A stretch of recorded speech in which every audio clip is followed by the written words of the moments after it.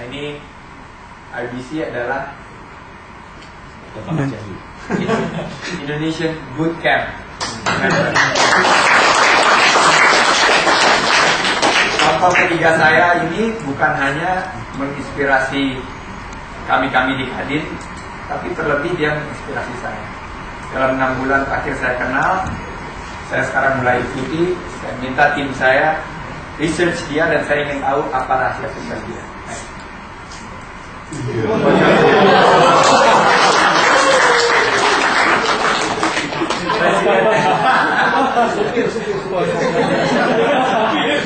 Ini adalah presiden furniture.com.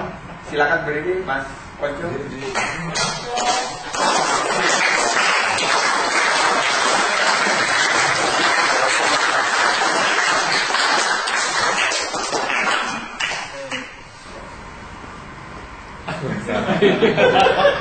Aku ini si kepala sapi. Itu pekerjaan dari Ponco Sugierto. Saya izin ya, saya ingin baca karena ini inspirasi saya sendiri. Ini tulisan dengan terus terang tulisan yang menggugah hati saya. Jadi saya akan membaca sebagai the first person atau I. Ini Ponco Sugierto. Ketika saya kecil, saya adalah seorang gembala sapi di suatu desa bernama Kagungan Ratu. Saya suka nama desa ini. Sebuah desa yang ada di daerah Tulang Bawang, Lampung, daerah transmigrasi. Dari kecil sebelum sekolah sampai SMA saya mengembalakan sapi. Di saat saya berada di padang rumput bersama 11 sapi saya sering berpikir, kalau besar nanti aku jadi apa ya? Masa selamanya aku jadi gembala sapi? Angan-angan saya sering berubah-ubah. Kadang saya berpikir ingin jadi dokter. Kadang saya berpikir ingin jadi musisi.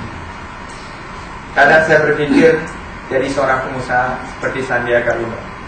Oh salah. Itu karena saya modifikasi itu dari jam download. Dan lagi-lagi itu hanya keinginan. Tapi keinginan itu terus ada sampai SMA.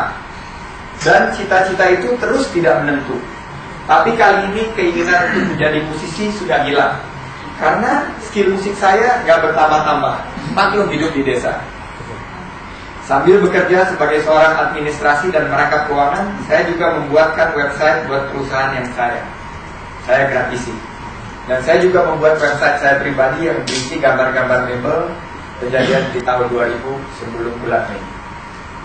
Dalam waktu seminggu, website saya online kan, saya mendapat kontak dari Italia.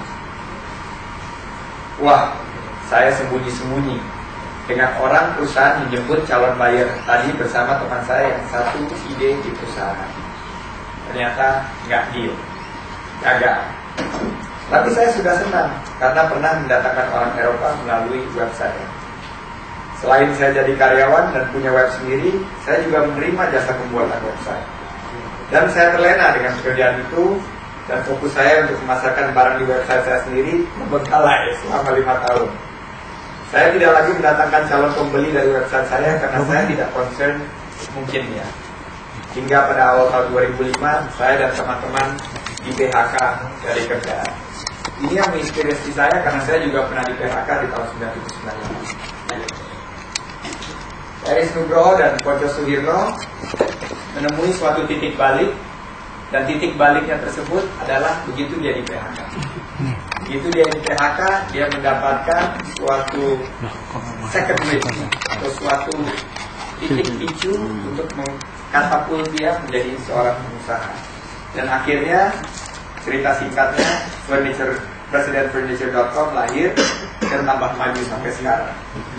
Saya pernah hadir di workshop dia di Jepara. Ternyata dia sudah mempekerjakan 30 pengrajin furniture, dan tiap pengrajin furniture itu memiliki 25-50 karyawan. Kalau di total ada 1.500 karyawan.